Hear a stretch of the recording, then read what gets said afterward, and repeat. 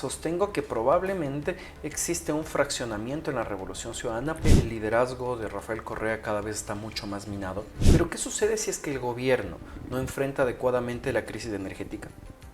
¿No enfrenta adecuadamente la crisis de inseguridad y la crisis de empleo? Ya cambiamos las sabatinas por el TikTok.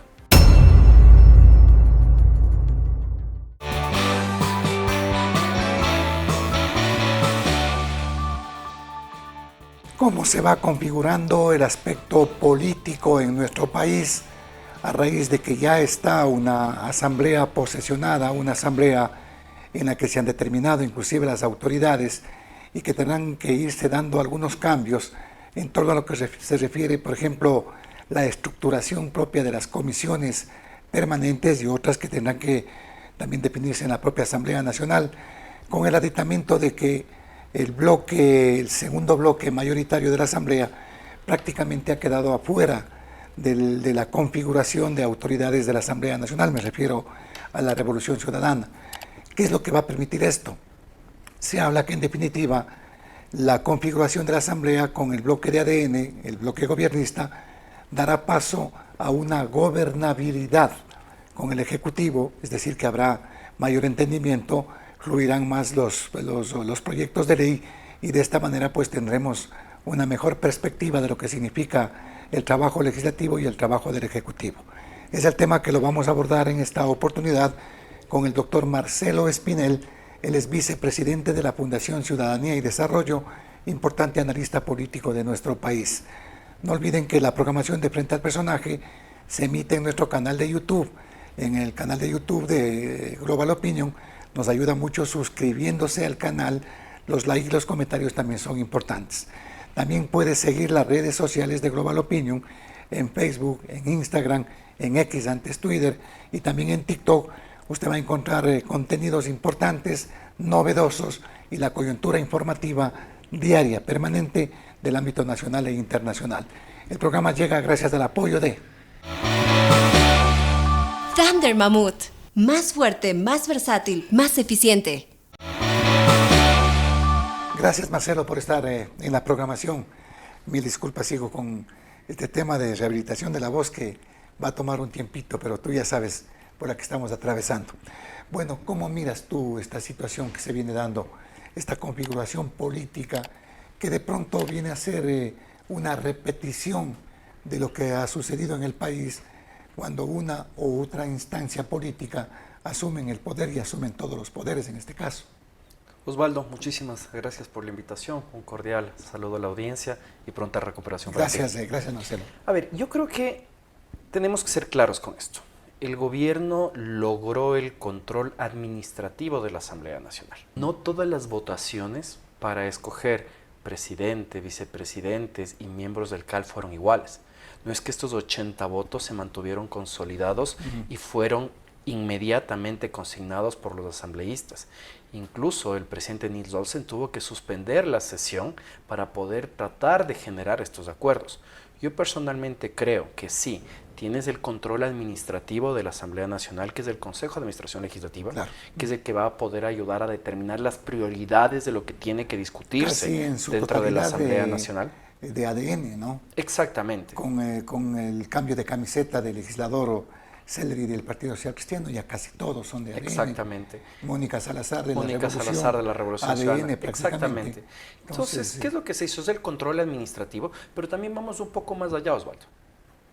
Viene ahora otro aspecto fuerte, que es la repartición de las comisiones especializadas dentro de la Asamblea Nacional. Matemáticamente no le permite, en este caso ADN, presidir todas las 15 comisiones que tiene. Probablemente podrá presidir unas 10, unas 12. Pero tienes aliados, ¿no? Ahí están Pachacuti, que están los propios socialcristianos. ¿A cambio de qué? Tienes independientes, lógicamente. Te pongo el siguiente escenario, Osvaldo. Que el día de mañana habrán algunos intereses, ¿no? El día de mañana el gobierno, que ha sido muy abierto, por ejemplo, a la extracción de recursos naturales, a la minería, va a requerir votos de Pachacutic, que ha tenido una posición totalmente contraria a la minería. Entonces, hay aspectos que son ideológicos que probablemente pueden generar distanciamiento durante los siguientes meses, años. Yo sí creo que hay que ser muy cautos. Los pactos iniciales que se han dado en el legislativo, como sucedió, por ejemplo, en el año 2021, para designar autoridades, en el año 2023 para designar autoridades, esto no te da la certeza de que eso se puede mantener a lo largo del tiempo.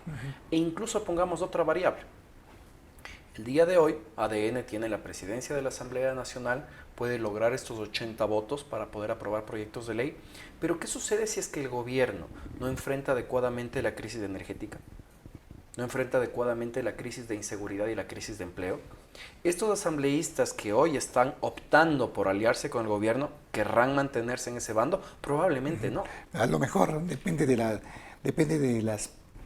algo que te ofrezcan también, ¿no? Exactamente. Hay que ser muy claros. Y se da paso a acuerdos cuestionables. En la asamblea con legisladores independientes o aquellos que se cambian de camiseta de última hora, no todo es gratis, no todo es ideológico. Y te pongo dos escenarios. En el periodo legislativo 2013-2017, el correísmo tenía 105 de 137 legisladores.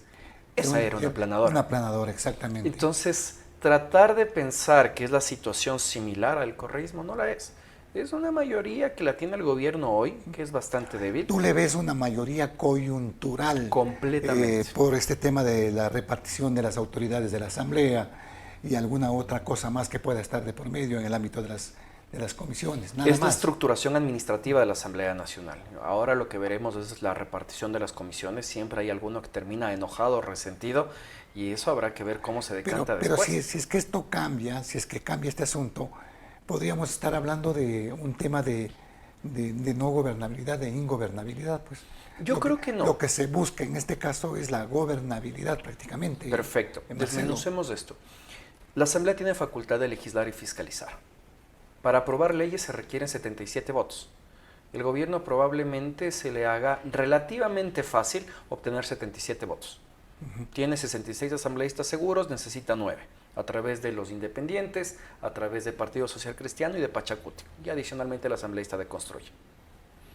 ¿En dónde tal vez se vio minada la gobernabilidad en periodos legislativos anteriores? Con la fiscalización.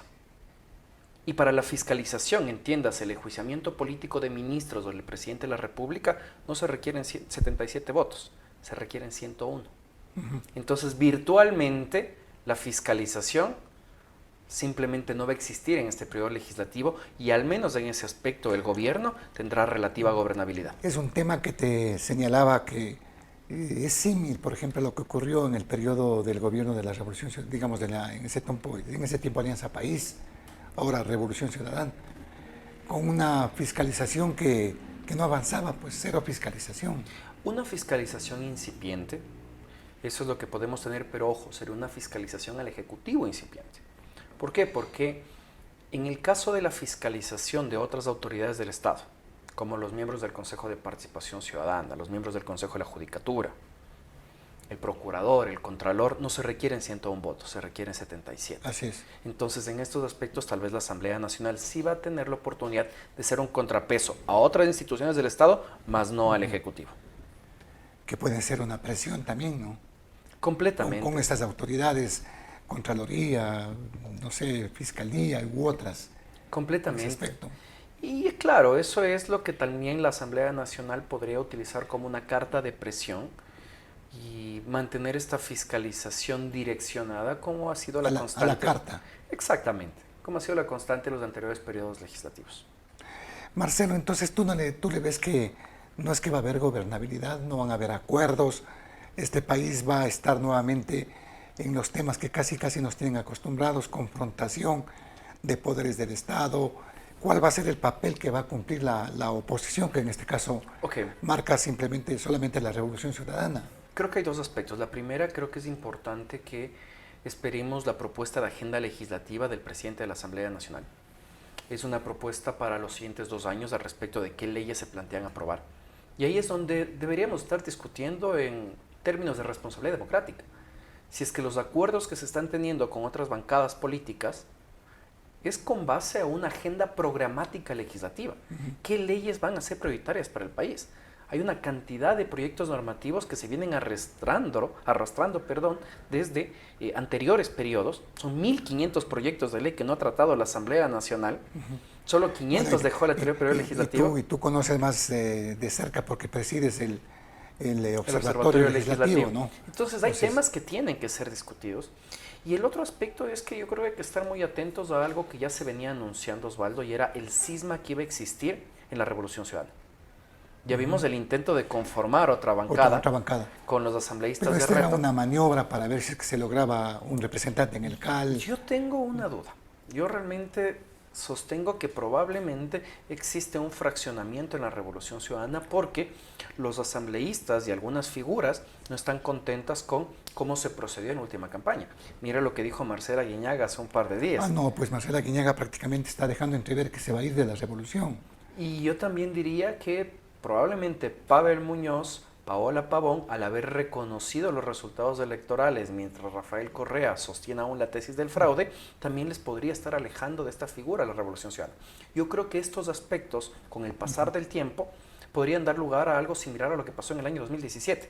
Acuérdate, con la Revolución Ciudadana se fraccionó. Se fraccionó a la Alianza País. Exactamente. Alianza País con Moreno y con Correa, ¿no? Entonces yo creo que eso puede cambiar el papel de la oposición, para una oposición todavía mucho más invisibilizada.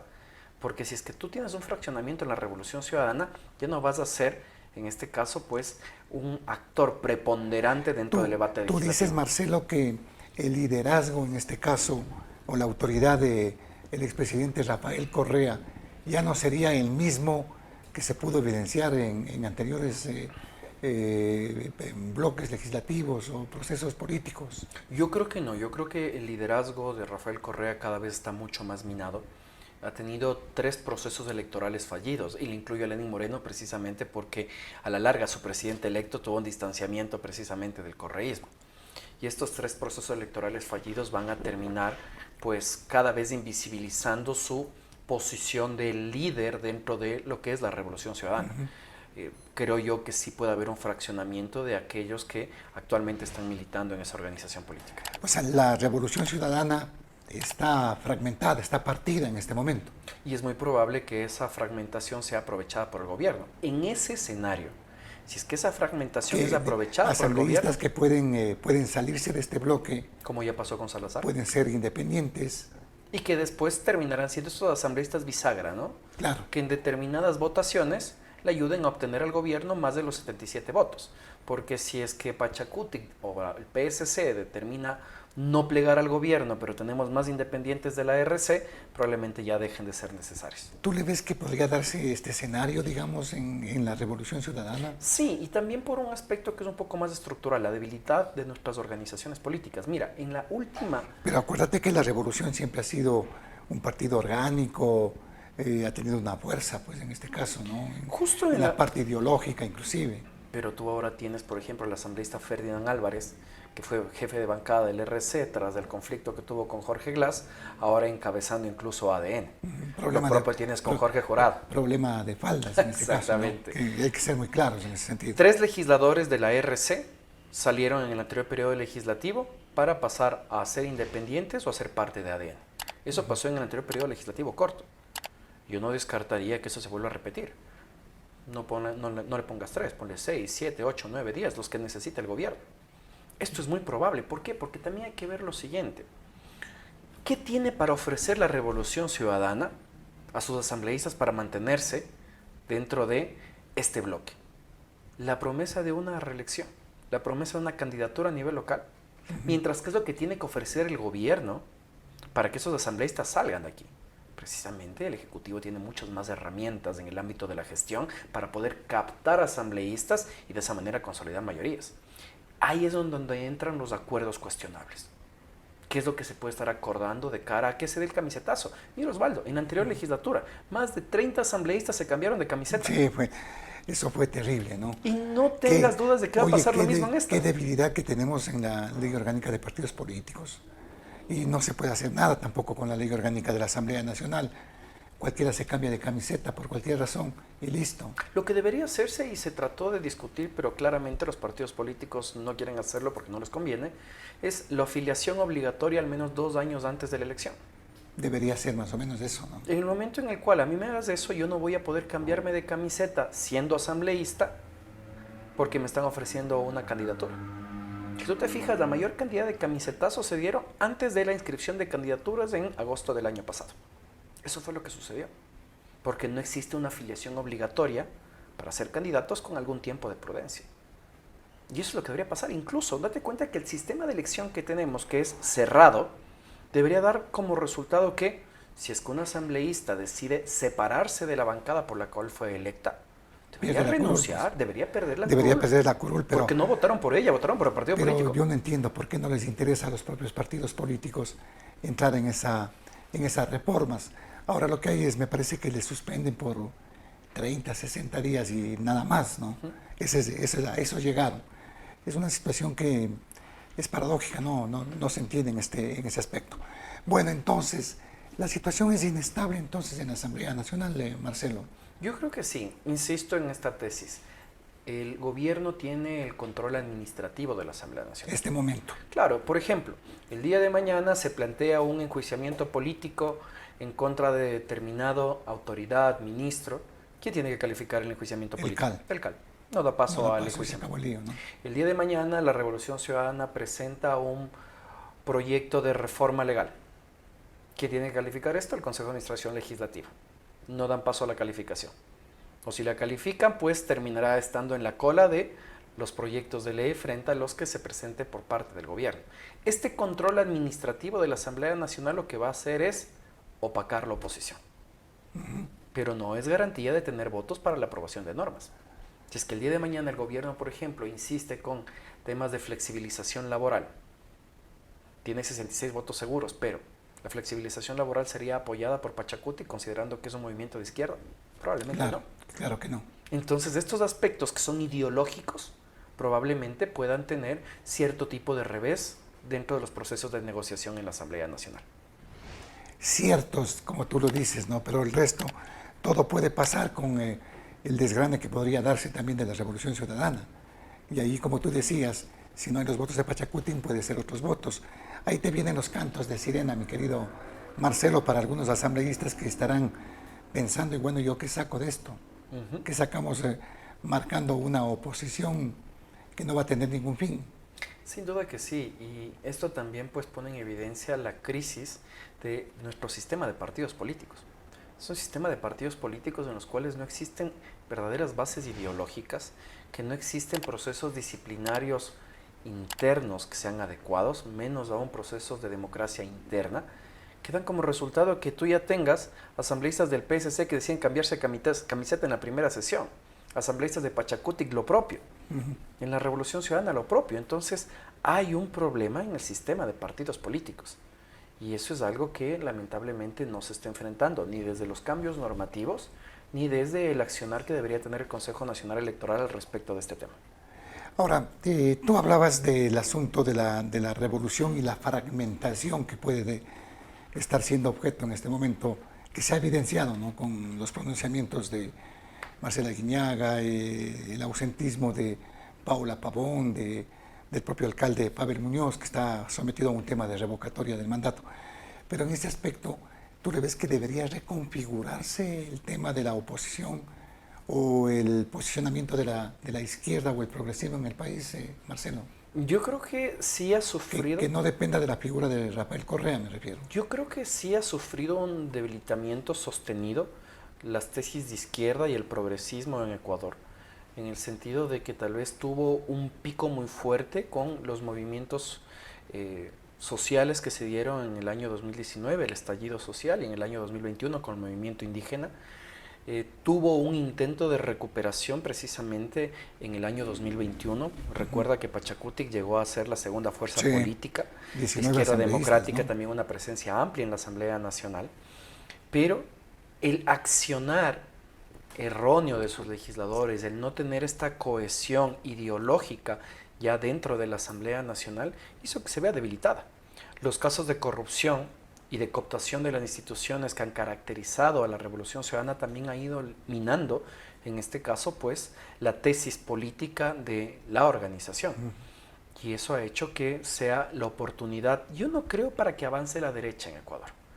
No creo que se puede decir que el gobierno de Daniel Noboa es un gobierno conservador y de derecha, menos aún cuando sus intervenciones en la política pública son un shampoo ideológico, menos aún cuando en la misma página del movimiento ADN se consideran un movimiento de centro-izquierda, y en la misma línea cuando, a pesar de tener este perfil empresarial, capitalista, El presidente Daniel Noboa dice que su líder político referente es Lula da Silva.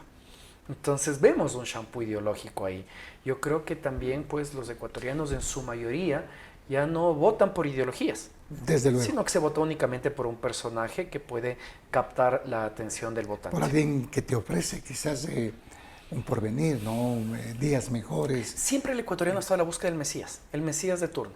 Siempre necesitamos un Mesías. El Oye, ecuatoriano se caracteriza por dos cosas: la búsqueda del Mesías de turno y la repetición del laboratorio de la democracia.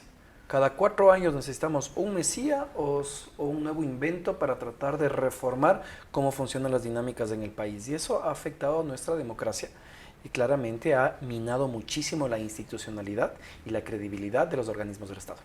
Ahora, con la posesión ya del presidente de la República, que ya recibió las credenciales de presidente y también la vicepresidenta, ¿qué le ves tú? ¿Qué va a pasar en estos próximos 4 años con lo que ha manifestado el presidente en este discurso cuando aceptó ya las credenciales de presidente electo y reelecto, mejor dicho? ¿Qué le A ves ver, tú en este caso? creo que el gobierno tiene una estrategia de comunicación completamente distinta a la de anteriores gobiernos, y es que opera de dos formas: silencio total sobre aquello que no le conviene para que se diluya en la opinión pública, y la otra es enviar globos de ensayo para mantenernos distraídos sobre temas que son de amplia relevancia. Pongamos 2 casos al respecto de esto: los niños de las Malvinas. El gobierno no se pronunció al respecto del tema, y ahora la Asamblea Constituyente. Durante un mes nos estuvieron discutiendo sobre una Asamblea Constituyente para que aparezca el ministro José de la Gasca a decir: no, ya no la necesitamos. Y eso que hizo el propio que... presidente que ha dicho que se harán con reformas, ¿no? Y eso lo que ha logrado es que no estemos discutiendo sobre una crisis energética a puertas, la crisis de inseguridad que nuevamente está colocando a Ecuador como el país más violento de América Latina, y las cifras siguen aumentando, así como también crisis en materia de empleo, salud, educación. Entonces, creo que el gobierno lamentablemente no nos da una visión clara sobre cuál es su proyecto en estas problemáticas, pero asimismo yo creo que es necesario que el gobierno, de cara al discurso que tiene que hacer de posesión presidencial, tenga mucha más claridad al respecto de cuál va a ser su proyecto de país. También sería bueno conocer ya cuál va a ser el gabinete que podría integrar, en este caso el Ejecutivo. Creo que es importante que sepamos quiénes van a estar al frente de las carteras de Estado más importantes del país. Creo que es importante conocer cuál es la estrategia precisamente para poder lograr el desarrollo económico. El presidente ha dicho que ya ha puesto la casa en orden, que ahora viene el desarrollo económico del país, pero ¿a través de qué modelo? ¿Vamos a tratar de sostener este modelo extractivista? ¿Vamos a buscar un modelo que tal vez se enfoque un poco más en el agro o en la producción? No hay Ya todavía solo en la materia prima. no hay un tema No todavía hay claridad más al amplio, ¿no? Al respecto. No hay claridad en Pero absoluto. el tema extractivista definitivamente que se va a dar, pues. Ahora esperemos que sea El tema petrolero, el tema de la minería. Pero yo creo que eso también hay que profundizarlo un poco, Osvaldo. ¿A qué me refiero? Ecuador tiene que aprovechar sus recursos, pero aprovechémoslos nosotros, no los mineros ilegales. Porque eso también está afectando en distintas dimensiones al Estado ese es un ecuatoriano. tema también complicado, ¿no? El tema de la incursión de la minería ilegal con la incidencia de los grupos delincuenciales y ahora inclusive con grupos paramilitares que han sido, a propósito, ya también señalados como terroristas, ¿no? En nuestro medio, como los comandos de la frontera, que actuaron asesinando a 11 militares. Esta situación no va a ser fácil, el tema de la minería ilegal tampoco, pues. Yo creo que, a ver, y esto también creo que hay que ser súper claros, Osvaldo. El problema del crimen organizado no es un problema únicamente de Ecuador, es un problema que se está atravesando a nivel global. Es regional también, ¿no? Incluso ya con... El tema de la minería ilegal es regional el problema que tenemos. Pero acuérdate de esta investigación que se realizó en un medio de comunicación del país que revela los nexos de la minería ilegal con India y Pakistán, donde precisamente se está comercializando nuestro oro ilegal, es en Pakistán y es en India. Entonces ya tiene una connotación global. Hay que tratar de ver al problema del crimen organizado con una connotación global, no únicamente regional, porque si no lo estaríamos limitando al tema de producción y exportación de cocaína. Y hay problemas que son mucho más latentes. Más allá de esto, Osvaldo, yo creo que es importante que el gobierno dé muestras claras de cuál es su proyecto de país. No podemos tener nuevamente un plan Fénix de manera integral sobre qué es lo que va a pasar en los siguientes 4 años. Necesitamos un plan de gobierno, claro, con indicadores de gestión e impacto. Yo creo que no es positivo para nuestro país que el presidente constantemente nos diga únicamente que está trabajando. Queremos saber cuáles son los proyectos emblemáticos. Queremos saber hacia dónde se va a avanzar como país. ¿De cara a qué? A que incluso podamos apoyar al presidente. Pero si no se nos dice claramente qué es lo que se quiere hacer... Los visos que da el presidente no son suficientes con lo que manifestaba en estas últimas horas. No hay profundidad en estos temas. Yo creo Marcelo. que no hay profundidad, falta especificidad al respecto de lo que se piensa hacer. Y la especificidad incluso empieza señalando cuál es el gabinete que integraría el Ejecutivo. Creo que muchos de los ministros fueron cuestionados, muchos de ellos se desgastaron también políticamente, muchos de ellos ya no están y ahora están en el legislativo. Y precisamente creo que es importante conocer por parte del presidente de la República qué es lo que se piensa hacer de forma clara, específica. Esperemos que ya no tengamos un discurso de posesión como fue en el año 2023. Discurso de 10 minutos, apoyado con 5 PowerPoints que no nos decían nada a los ecuatorianos sobre lo que se pensaba hacer con el país. Y ese debate profundo es necesario. Pero acuérdate que en campaña el presidente tampoco es que ofreció mayor cosa, pues no. Eso es la dualidad que tenemos en este momento, que él logra una votación importante sin ofrecer mayores cosas. Yo creo que existía... Como lo hizo en el anterior periodo. Yo creo que existía una oferta velada. Y la oferta velada responde a la tesis anticorreísta. Claro. Es que va por ese lado. Pero, y esto es algo importante decirlo, Osvaldo, así como nosotros, desde la ciudadanía, desde la sociedad civil, hemos criticado lo que ha realizado el correísmo de manera vehemente, es necesario también criticar lo que puede estar haciendo el presidente Noboa. Porque el rol responsable de un ecuatoriano, de un ciudadano, es fiscalizar los actos del poder público, controlar a los gobernantes. No podemos simplemente quedarnos callados diciendo mi presidente sabrá qué es lo que tiene que hacer. Porque esa confianza vuelve al mesianismo que tanto daño nos hace. Pero en cierto modo la ciudadanía está en ese plano, ¿no? La mayoría, digamos, en este caso. La confianza que se le ha entregado al presidente de la República es más de 1 millón de votos de diferencia. Y eso dice mucho. Por eso el presidente hace lo que hace en este momento, Marcelo. Pero yo no creo que eso sea suficiente para legitimar y justificar la falta de comunicación, el hecho de informar adecuadamente a la ciudadanía qué es lo que se piensa hacer. Pero eso le está dando resultados, le ha dado resultados prácticamente. Y ves que la ciudadanía se decanta por esa alternativa. Ahora, tú le ves que se descarga el presidente con este tema de que ya no va a haber constituyente, que ya cambiamos el discurso y vamos por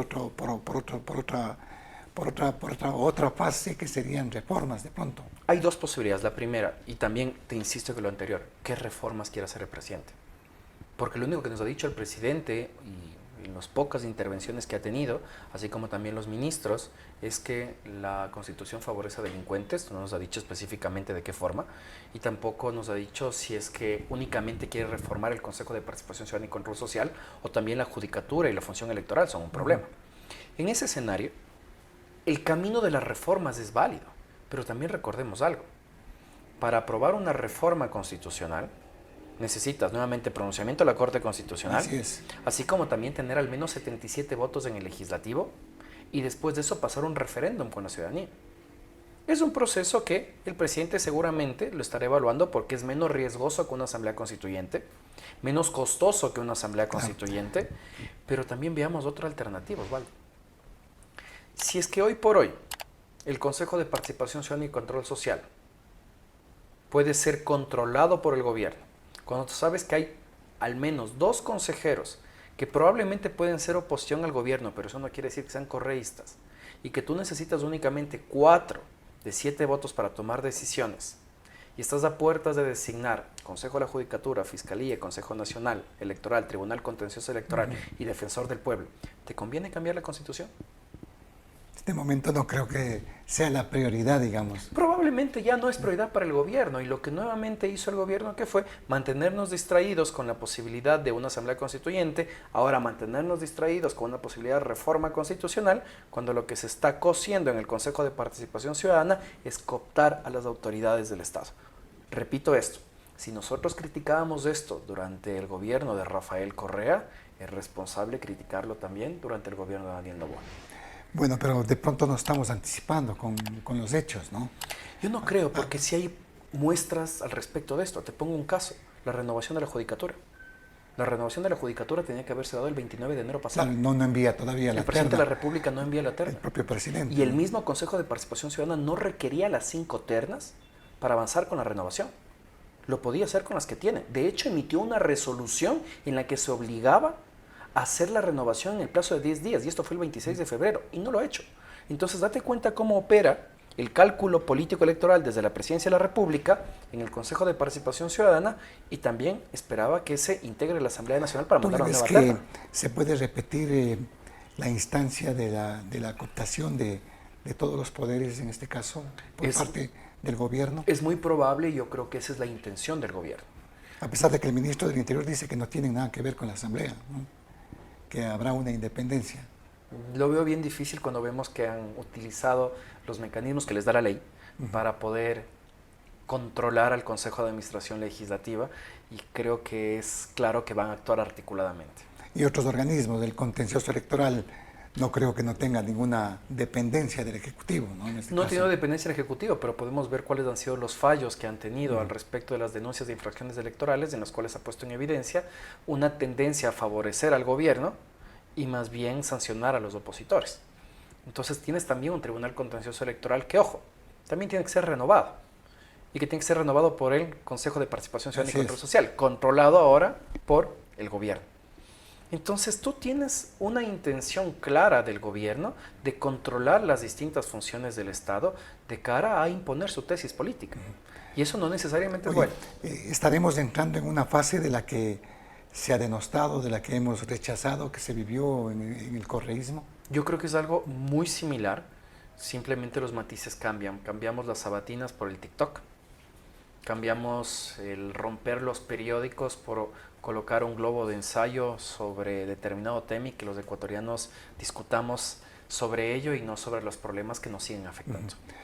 ¿Le ves incertidumbre en el país entonces, Marcelo? Creo que sí, creo que tenemos una estabilidad fiscal, y eso es lo que ha incidido, por ejemplo, en temas referentes a la reducción del riesgo país, que sin duda es positivo. Sí.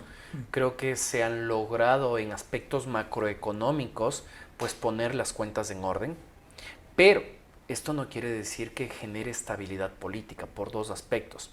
ADN es una organización política nueva, sin bases, sin una ideología clara. Tienes tú la fragmentación de la que ya hablamos de las otras organizaciones políticas, y también, sobre todo, tú tienes una desatención del gobierno a aspectos sociales que pueden generar incomodidad, que pueden generar desestabilización, que pueden bajar la credibilidad y legitimidad del gobierno, y que por ende puede producir un clima de inseguridad, incertidumbre de cara al futuro. Yo creo que no hay que dar por sentado de que Daniel Noboa de por sí tendrá 4 años exitosos, con gobernabilidad, con avances. Creo que hay que ser cautos, hay que mantener la duda de cara a qué, a que no depositemos un cheque en blanco en una autoridad. Ese creo que es el problema de los ecuatorianos. Nuevamente, mesianismo, cheque en blanco, que hace que dejemos de controlar o dejemos de buscar el deber ser de nuestras autoridades. Seguiremos analizando estos temas, Marcelo, con la expectativa a ver qué es lo que pasa con el gobierno ya de 4 años del presidente Daniel Noboa. Hay que mantener esa expectativa, hay que ver cómo se dan las cosas, cuáles son las medidas, los primeros decretos y las medidas que también se van, o las leyes que tendrán que analizarse a nivel de la Asamblea Nacional. Agradecido con tu presencia, Marcelo, muy amable. Ha sido un gusto, Osvaldo. Gracias al doctor Marcelo Espinel, el vicepresidente de la Fundación Ciudadanía y Desarrollo. Él también preside el Observatorio Legislativo. Algún rato vamos a conversar de las maravillas que pasan en la Asamblea Nacional, de lo que se gastan, de los que asisten, de los que presentan proyectos, de los que no han hablado una sola vez en la Asamblea. Bueno, ya hemos de conversar. Y también importante analista político. No olviden que Frente al Personaje se emite en las plataformas de Global Opinion.